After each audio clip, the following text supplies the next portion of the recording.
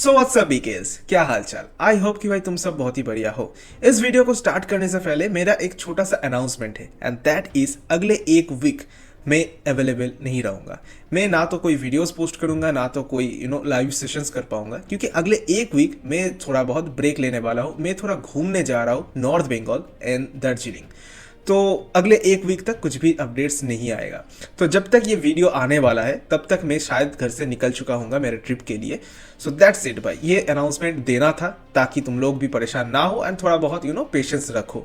All right boys, सो आज हम इस वीडियो में एक ऐसी टॉपिक के ऊपर बात करने वाले हैं जो सिर्फ और सिर्फ बायर्न फैंस के लिए इंपॉर्टेंट नहीं है, बल्कि हर एक फुटबॉल फैंस, इवन हर एक फुटबॉल क्लब के लिए एक रिमाइंडर है। एक प्लेयर, एक सच्ची मेंटेलिटी और ऑनेस्ट रिव्यू एक पूरे क्लब का फ्यूचर बदल दे सकता है। नहीं, मैं ऐसे ही हवा में बात नहीं कर रहा हूं, ऐसा सच में हुआ है पास्ट में, और इसी चीज को लेकर आज हम बात करने वाले हैं। फिलिप लाहम, एक नाम, एक लेगेसी एंड सबसे इंपॉर्टेंट एक मेंटेलिटी। एक ऐसा मेंटेलिटी जो एक क्लब को चैंपियंस लीग जितवा सकती है, और मोस्ट इंपॉर्टेंटली एक नींद में सोते हुए क्लब को भी नींद से जगा देती है। क्या अभी करंटली बायर्न पे या फिर जर्मन नेशनल टीम पे ऐसा कोई प्लेयर है? ऑब्वियसली बहुत सारे लोगों के दिमाग में जोशुआ किमिक का नाम आ रहा होगा। आई कैन अंडरस्टैंड, लेकिन इस वीडियो के एंड तक तुम अपना जो भी थॉट रखते हो जोशुआ किमिक के बारे में, ये भी तुम चेंज करने वाले हो। सबसे पहले थोड़ा बहुत फ्लैशबैक में जाते हैं एंड थोड़ा बहुत 2010-2008 के समय पे जाते हैं। तो उधर का एक किस्सा मैं तुम्हें बताने वाला हूँ। 2008 में जब फिलिप लाहम का कॉन्ट्रैक्ट खत्म होने वाला था बायर्न के साथ, उस टाइम पे फिलिप लाहम अपने प्राइम में था। ऑब्वियसली प्राइम रीच कर चुका था एंड हर एक क्लब इंटरेस्टेड था। हर एक क्लब कोशिश कर रहा था कि ये मौका है, उसका कॉन्ट्रैक्ट बायर्न के साथ खत्म हो रहा है, this is the perfect time. Real Madrid बोलो, बार्सिलोना बोलो, हर कोई चाहता था, इवन प्रीमियर लीग क्लब्स उसको साइन करने, फ्री में साइन करना चाहता था। And even at that point Philipp Lahm भी नहीं चाहता था बायर्न के साथ कॉन्ट्रैक्ट एक्सटेंड करे। अब क्यों नहीं चाहता था? ऑब्वियसली उस टाइम बायर्न के जो सीजन जा रहे थे, करेंट सीजन, वो अच्छा नहीं जा रहे थे एंड वो एक यूसीएल चैंपियन बनने की नजदीक बिल्कुल भी नहीं थे।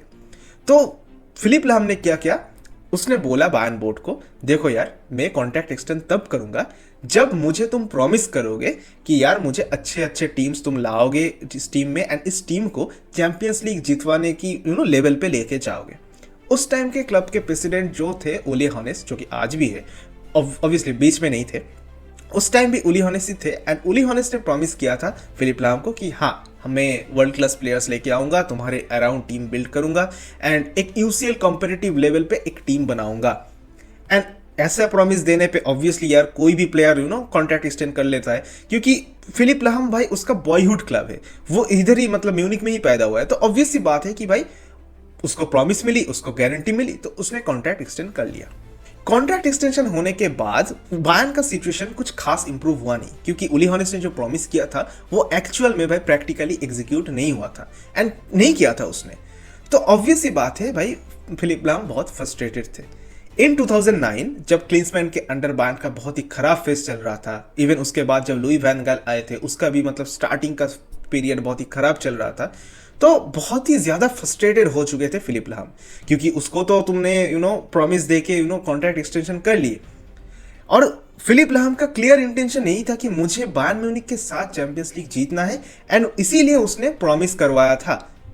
लेकिन वो प्रॉमिस ओली हॉनेस ने नहीं रखा था, तो बहुत ही एक बड़ा कदम ले लिया फिलिप लाहम ने। उसने क्या किया, 2009 में एक इंटरव्यू दे दिया एंड उस इंटरव्यू में एग्जैक्ट जो लाइंस बोले थे, मैं वही एग्जैक्ट लाइंस तुम्हें पढ़ के सुनाता हूं। उसने बोला था, क्या top teams in the Champions League have first class players in 7 or 8 positions? We don't. Other clubs have a system, a philosophy and buy the players accordingly. We don't. It is not enough to buy good players. One has to develop a team. ये exact lines interview में जाके Philip लाहम ने बोल दिया। तुम समझ सकते हो, एक चीज तुम अपने दिमाग को, कान को खोल के समझने की कोशिश करो कि एक टीम का कैप्टन, वाइस कैप्टन था उस टाइम पे, एक टीम का वाइस कैप्टन इंटरव्यू में जाकर अपने टीम को लेकर ऐसे ऐसे स्टेटमेंट्स दे रहा है। ये कितना कितना जिगरा चाहिए, कितना दम चाहिए ये करने के लिए, क्या तुम अंदाजा भी लगा सकते हो? So that was a bold move and that was a huge statement that given by Philipp Lahm उस टाइम पे। ऑब्वियसली यार मीडिया उसके बाद मीडिया का जो होना था वो हुआ, बहुत ज़्यादा प्रेशर आ चुका था बायर्न बोर्ड पे, एंड बायर्न बोर्ड को अब क्या करना था, रिएक्ट करना था। सो ऑब्वियस ही बात है कि यार अंदर की जो न्यूज़, अंदर की जो फ्रस्ट्रेशन वो बाहर आ चुकी थी, एंड फैंस एंड प्लेयर्स के बीच का जो अंडरस्टैंडिंग का गैप था वो भी क्लियर हो चुका था। फिलिप लाहम का ये जो अप्रोच था ये डायरेक्टली फैंस को अटैच किया, एंड फैंस भी समझने लगे कि यार ये एक बंदा है जो टीम को लेकर मतलब सोचता है, ये टीम की भलाई चाहती है, एंड इसीलिए उसने ऐसा एक कदम उठाया। तो फैंस का फुल सपोर्ट आ गया था। उसके बाद ऑब्वियसली मतलब ऐसे तुम मतलब कोई भी प्लेयर मीडिया में जाके नहीं बोल सकता, तो ऑब्वियसली बायर्न ने भी फाइन वगैरह किया था। 10,000 यूरो तक का फाइन हुआ था फिलिप लाहम को, जो कि उसको भरना पड़ा। That's a different thing. ये लाहम को भी पता था कि हाँ मुझे फाइन देना पड़ेगा, फिर भी उसने वो कदम उठाया था। एंड उसके बाद जाकर बायर्न बोर्ड ने थोड़ा बहुत एग्रेसिवली थोड़ा बहुत अपना कुर्सी ठीक करके बैठ गए थे, क्योंकि उनको पता चल चुका था कि यार देखो the world knows the thing कि कहाँ पे दिक्कत है, and we have to react. हमें इस चीज़ को गलत प्रूव करना है। एंड उस टाइम पे भाई अच्छे अच्छे साइनिंग्स होने लगे, फिलिप लाहम के अराउंड भाई टीम बनने लगे। उस टाइम पे जावी मार्टिनेज जैसे प्लेयर आया था, बोअर्टिंग, नोयर, रिबेरी, रॉबिन, इन सब प्लेयर्स जैसे मतलब धीरे धीरे साइन करते रहे बायर्न बोर्ड। तो तुम समझ सकते हो कि यार एक प्लेयर का इंटरव्यू जाकर किस तरीके से एक क्लब को जो कि सो रहा था, लिटरली सो रहा था, वो अचानक से काम करने लग गया। ये एक चीज था जिसके वजह से ऑब्वियसली इसके रिजल्ट्स भी हमें मिले। इसके बाद 2010 में हम चैंपियंस लीग फाइनल खेल रहे थे। ऑब्वियसली हम हार चुके थे इंटर के अगेंस्ट वो फाइनल, लेकिन हम फाइनल खेल रहे थे। उसके बाद एक साल बाद 2012 हम फिर से फाइनल खेल रहे थे, एंड भाई हम चेल्सी से हारे हैं हमारे होम पे, हम सबको मालूम है। लेकिन ये जो बैक टू बैक हम फाइनल्स खेल रहे थे, इसका एक क्लियर इंडिकेशन यही था कि हम सही डायरेक्शन में जा रहे हैं, and we are fighting like a top club, we are acting like a top club. उसके बाद 2013 that historic treble come, obviously भाई हम जीत चुके थे, एंड दैट वाज मैसिव भाई, that was massive for us. तो ये जो back to back 3 UCL final हम गए, 2 हार गए एंड 1 सक्सेस हमें मिला, तो ये एक ह्यूज मतलब आप कह सकते हो कि ये एक ह्यूज फेस था हमारे लिए, बायर्न के लिए।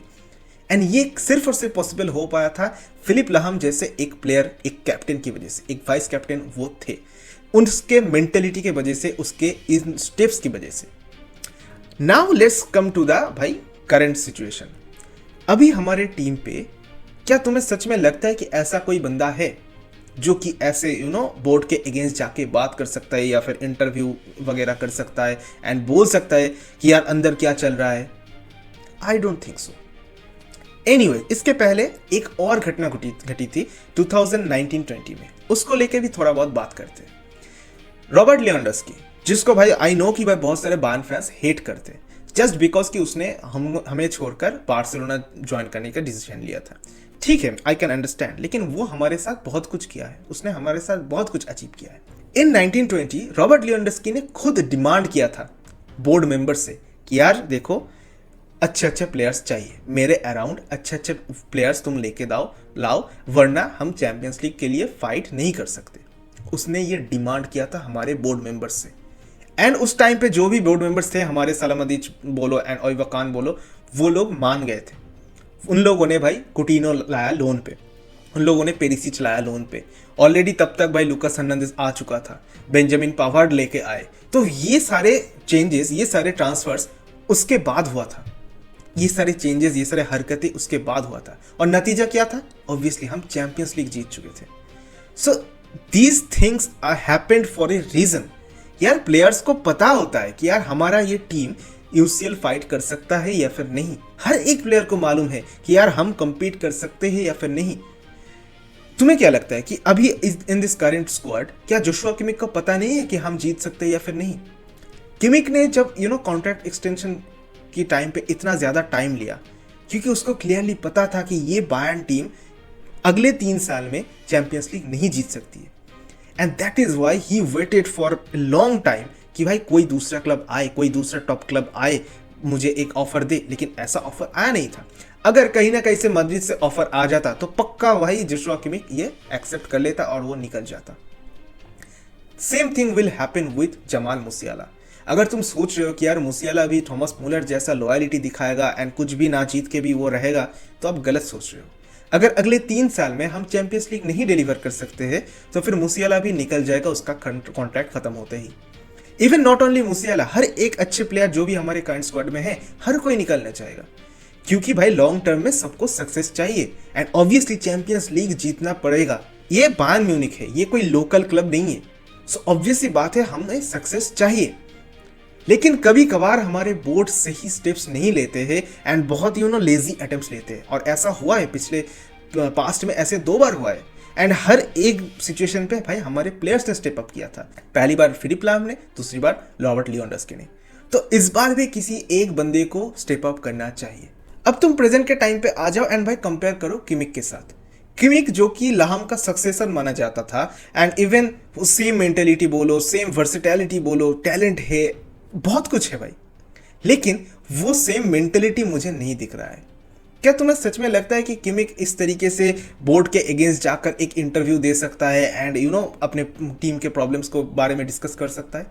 ऐसा नहीं कि यार उसको मौका मिला नहीं, उसको पूछा जाता है, इसके पहले भी पूछा गया है, लेकिन वो प्रेफर करते हैं गोरेस्का, लेरॉय साने, सर्ज ग्नैब्री, किंग्सली कोमान, इन जैसे प्लेयर्स को वो सपोर्ट करता है। इनके कंसिस्टेंसी के वजह से हमारा पूरा सिस्टम फेल होता है। इनके इनकंसिस्टेंसी के वजह से हमारा कोच एक के बाद एक सैकिंग होते जा रहा है, हमारा क्लब में एक इंस्टेबिलिटी क्रिएट हो रहा है। फिर भी एक कैप्टन होके भी जोशुआ किमिक सही स्टेप्स नहीं ले रहे। इनको भाईचारा निभानी है, और ये सिर्फ और सिर्फ मैं किमिक की दोष नहीं दूंगा, ये मैं जमाल मूसियाला को भी बोलूंगा। जब भी मूसियाला को पूछा जाता है about Leroy Sane, he says that he is the best winger in the world, वो मेरे साथ बायर्न पे बहुत सही है, बहुत अच्छा कर रहा है, ऐसे ऐसे स्टेटमेंट्स हमारे प्लेयर्स देते हैं। तो इससे एक चीज एकदम क्लियरली मतलब सामने आ रहा है, एंड दैट इज हमारे प्लेयर्स बहुत ही कंफर्ट जोन पे आ चुके हैं, क्योंकि इन लोगों को पता है कि हम एक टॉप क्लब पे है, हम जर्मन से, तो फिर हमारा तो पहले से ही एक क्राइटेरिया तो अप्रोच मतलब चेक मार्क हो चुका है। हम अच्छे सैलरीज कमाते हैं, हमें कोई फोर्स करने वाला है नहीं, हमारा परफॉर्मेंस नहीं भी चलेगा तो भी चलेगा, हम थोड़ा बहुत हमारे पीआर एंड एजेंसीज को देके हम प्रेशराइज क्रिएट करेंगे, एंड दैट्स ऑल भाई। इतना ज्यादा कंफर्ट जोन में आ चुके हैं ये प्लेयर्स कि इन लोगों को पता ही नहीं चल रहा है, एंड ये लोग कंप्लेन भी नहीं कर रहे कि यार हमें एक यूसीएल टीम विन करने के लिए एक अच्छे टीम चाहिए, एक अच्छे प्लेयर चाहिए, एक अच्छा लेफ्ट विंगर चाहिए, एक अच्छे मिडफील्डर चाहिए, अच्छा डिफेंस चाहिए।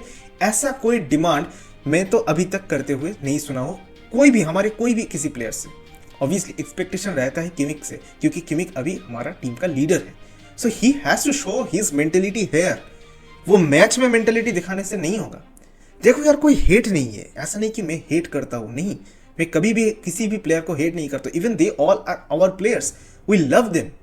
लेकिन जब भी बात आती है या एग्रेशन या फिर मेंटेलिटी की, तो फिर फील्ड में वो जो दिखाते हो वो काफ़ी नहीं है। आपको ऑफ द फील्ड भी आपको वो मेंटेलिटी शो करना पड़ता है। जिस तरीके का एग्रेशन, जिस तरीके का मेंटेलिटी, जिस तरीके का कैप्टेंसी फिलिप लाहम, बास्टियन श्वाइनस्टाइगर, थॉमस मुलर जैसे लेजेंड्स करते हुए आ रहे, आपको भी शो करना पड़ेगा। एंड कहीं ना कहीं मुझे लगता है कि इधर जाके थोड़ा बहुत किमिक उस लेवल पे नहीं पहुंच पा रहा है, and this is very heartbreaking यार।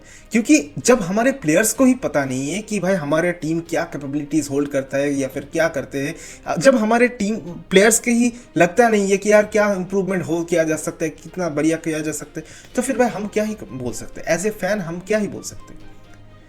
तुम देखोगे ये रिसेंट जो ट्रांसफर र्यूमर्स चल रहे हैं यार, हर एक प्लेयर से हम लिंक्ड है, क्योंकि हमें पता ही नहीं है कि यार क्लब का क्या विजन है, क्लब क्या चाहता है, क्लब क्या करने की कोशिश कर रहे हैं। ये मैं मानता हूँ कि यार we are the biggest fan own club. Obviously यार Bayern Munich is the biggest fan own club, क्योंकि दूसरे क्लब में इतने सारे फैन मेंबर्स हैं नहीं जितने हमारे क्लब में हैं।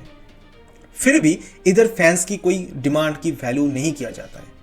एक इंसिडेंट की बात मैं करूँगा, जब लास्ट टाइम मैथ्यूस डिलीट का सेल हो रहा था, उस टाइम पे एक पिटिशन जमा दिया था हर एक बायर्न फैन ने। किसी ने परवाह तक नहीं की, बोर्ड मेंबर ने परवाह तक नहीं की। मैं ऐसा नहीं बोल रहा हूँ कि यार वो साइनिंग बहुत गलत हुआ था या फिर वो जजमेंट अलग है, लेकिन मैं बस ये पॉइंट शो करना चाहता हूँ कि यार एक बिगेस्ट फैन ऑन क्लब होके भी फैंस का कोई भी वैल्यू नहीं है इस क्लब में। क्योंकि फैंस क्या चाहते हैं क्या नहीं, फैंस को क्या जानना चाहिए या नहीं, ये सब कोई भी जितने भी प्लेयर्स है, जितने भी ओनर्स है, जितने भी मैनेजमेंट में है लोग, किसी को फर्क नहीं पड़ता। And that's is a huge problem. ये गैप सॉल्व किया था फिलिप लाहम ने उस टाइम। उन्होंने एक क्लियर विजन दिया था कि यार क्लब क्या चाहता है, and that is why fans ने प्रेशराइज क्रिएट किया था, एंड दैट इज वाई वो रिएक्ट करने में मजबूर हो चुका था हमारा बायर्न बोर्ड। ऐसा ही सेम सिचुएशन अभी हमारे जो एग्जिस्टिंग प्लेयर्स है उनको भी करना पड़ेगा, अदरवाइज इस क्लब में सक्सेस लाना बहुत बहुत मुश्किल है। हम हमारी लेवल को धीरे धीरे गिरा रहे हैं, हम मीडियोक्रेसी पे आ चुके हैं, हम मीडियोकर प्लेयर्स को साइन कर रहे हैं, हम जिस तरीके से हमारे इनकॉन्सिस्टेंट प्लेयर्स को एंड जर्मन बायसनेस पे भाई सिर्फ जर्मन पासपोर्ट के बेसिस पे उन लोगों को रख रहे, ये सब मीडियोक्रेसी बायर्न पे नहीं चलता भाई। ये पहली बार मैं देख रहा हूँ एंड बहुत लंबी टाइम के बाद मैं देख रहा हूँ। So that is very very embarrassing and किसी को अब स्टेप अप करना चाहिए, चाहे वो हमारे बोर्ड में से कोई हो, चाहे वो हमारे एक्स प्लेयर्स में से कोई हो, चाहे हमारे करंट प्लेयर्स में से कोई हो, चाहे हमारे कैप्टन जोशुआ किमिक हो। एनीवेज, मेरा इस वीडियो बनाने का मेन मुद्दा यही था, मेन टॉपिक मैं यही कहना चाहता हूँ कि यार पिछले ज़माने में इवन प्लेयर्स भी बहुत केयर करते थे क्लब को लेकर, प्लेयर्स केयर करते थे अबाउट विनिंग मेंटेलिटी, ये सब सच में वैल्यू किया जाता था। लेकिन आज के टाइम पे इन सब का कोई वैल्यू ही नहीं है, क्योंकि हम बुंदेसलीगा जीत के खुश हो रहे हैं, हमें चैंपियंस लीग जीतना है एंड उसका हम वैल्यू नहीं कर रहे। हमें क्लब वर्ल्ड कप पे जाना है, हमें क्लब वर्ल्ड कप जीतना है, लेकिन हम स्क्वाड बिल्ड नहीं कर रहे हैं। This is the huge problem. Madrid से हमें कुछ सीखना चाहिए। मैड्रिड जैसे टीम कितना रूथलेस है, जब भी बात आती है थोड़ा बहुत अपना प्लेयर्स का परफॉर्मेंस ड्रॉप होता है, वो लोग एकदम कट कर देते, एक नया वर्ल्ड क्लास प्लेयर लेके आते। This is how you build a team, this is how you build a mentality. जब भी बात एक सीजन खराब किया गया, एक सीजन ट्रॉफीलेस किया गया, जिस तरीके से साइनिंग पे साइनिंग हो रहा है, ये होना चाहिए। ऐसा नहीं कि हमारे पास कैपेबिलिटीज नहीं है, हमारे पास बहुत कैपेबिलिटीज है, लेकिन हम इतना लेजी हो चुके हैं, इतना मीडियोकर थॉट्स हमारे आ चुके हैं, एंड दैट इज एम्बैरेसिंग। ये चीज़ें दर्द देता है भाई, ये चीज़ें दुखता है भाई। एनीवेज गाइस, मेरा इस वीडियो में मैं जो मैसेज देना चाहता था, आई होप कि भाई वो क्लियर है। मैं बस यही कहना चाहता था कि भाई हम अक्सर कंपेयर करते हैं फिलिप लाहम के साथ जोशुआ किमिक का, लेकिन नहीं करना चाहिए यार, नहीं करना चाहिए। बहुत डिफरेंसेस हैं इन दोनों में, मेंटेलिटी की ही बात करो, बहुत डिफरेंसेस हैं। सो आई जस्ट होप कि ऐसा कोई हेट नहीं है, मैं बस एक्सपेक्ट कर रहा हूँ मेरे प्लेयर से कि यार वो भी थोड़ा बहुत स्टेप अप करे, क्योंकि हमारे बोर्ड तो ना कुछ करने से ना रहे। सो that's all from my side. I hope कि भाई तुम लोगों को अच्छा लगेगा कि भाई पास्ट के कुछ इंसिडेंट्स को लेकर मैंने बात की है। So what are your opinions, please share your opinions in this comment sections. And यही वीडियो जब तुम देख रहे हो, ऑलमोस्ट मैं निकल चुका हूँगा एंड ऑलमोस्ट अगले एक वीक कोई भी वीडियोज़ नहीं आएगा। सो दैट्स ऑल भाई, मैं भी चल रहा हूँ थोड़ा बहुत ब्रेक लेने, तुम भी अपने अच्छे से मज़े करो एंड टाइम स्पेंड करो। लेट्स सी कि यार अगले 10 दिन में कुछ अच्छा न्यूज़ बायर्न बोर्ड दे पाता है या फिर नहीं, बहुत सारे प्लेयर्स से लिंक तो है। So that's all from my side, see you in next video. तब तक के लिए टाटा, बाय बाय एंड मिया सान मिया।